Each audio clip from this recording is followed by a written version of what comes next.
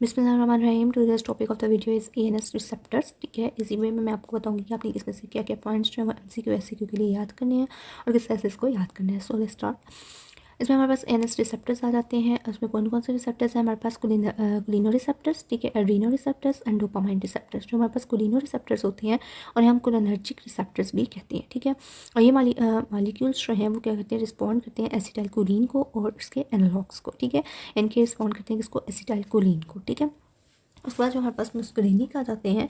Muscarinic receptors जो हैं वो क्या करते हैं, रिस्पॉन्ड करते हैं मस्कुरेन यानी कि अल्कलाइड्स को एज वेल एज एसिटाइलकोलिन। ठीक है, इनके आगे से रिसेप्टर्स जो हैं, इनके आगे से हमारे पास ड्रग्स हैं, वो हम डिटेल में आगे पढ़ेंगे। ठीक है, उसके बाद आपने पॉइंट याद रखते हैं कि लोकेटेड होते हैं primary in the autonomic effector cells में। ठीक है, जैसे कि हमारे पास heart, vascular endothelium, smooth muscles, ठीक है, द टर्मिनल्स वगैरह आ जाते हैं, एक्सोक्राइन ग्लैंड्स आ जाते हैं। ठीक है, तो इनके भी आगे से अलग-अलग इफेक्ट्स हैं, यानी कि इसका हार्ट पे क्या इफेक्ट है, ठीक है, स्मूथ मसल्स पे क्या इफेक्ट है। ठीक है, तो ये आपको पता होना चाहिए, हम आगे पढ़ेंगे। और उसके बाद आगे आ जाता है all 5 are the G protein coupled receptors. ठीक है, इनके इसके हमारे पास 5 टाइप्स होती हैं।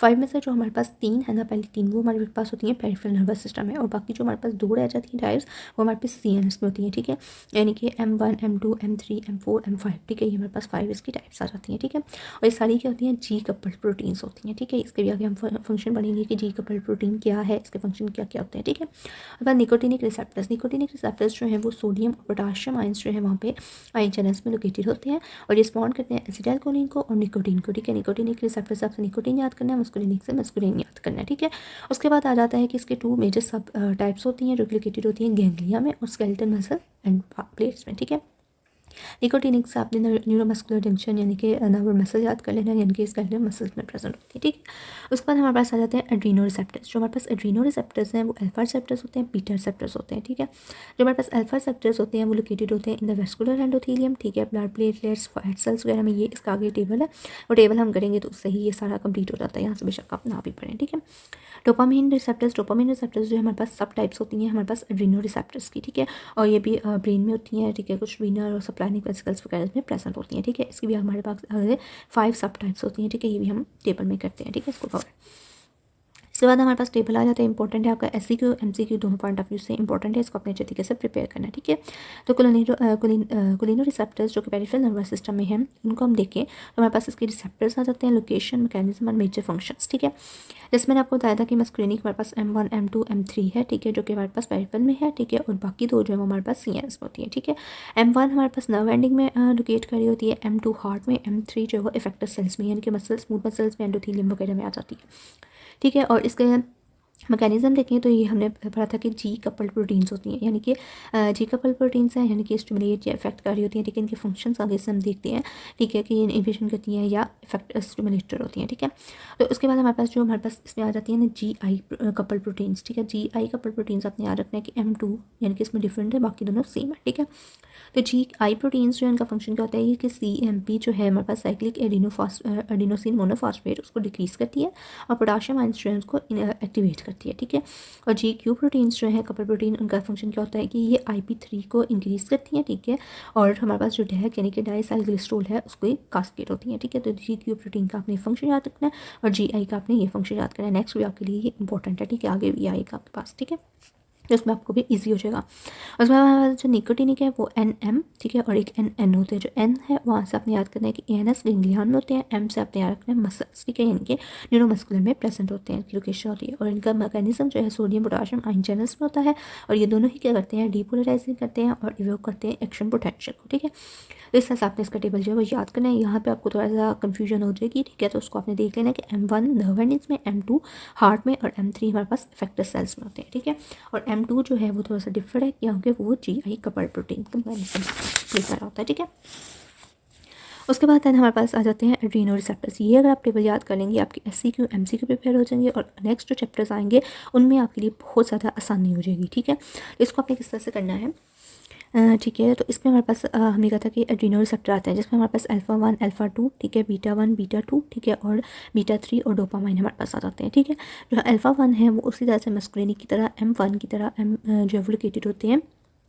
इनकी फैक्टर सॉरी अल्फा 1 नहीं अल्फा 2 होते हैं, ठीक है। इसको अभी फिलहाल जो है उस पर हमारे पास अल्फा 1 जो है वो इफेक्टिव टिश्यूज़ में प्रेजेंट होते हैं, अल्फा 2 नर्व एंडिंग्स में प्रेजेंट होते हैं, ठीक है। बीटा 1 जो है वो cardiac muscles extra medullary apparatus में, बीटा 2 स्मूथ मसल्स में, लिवर एंड हार्ट में, ठीक है।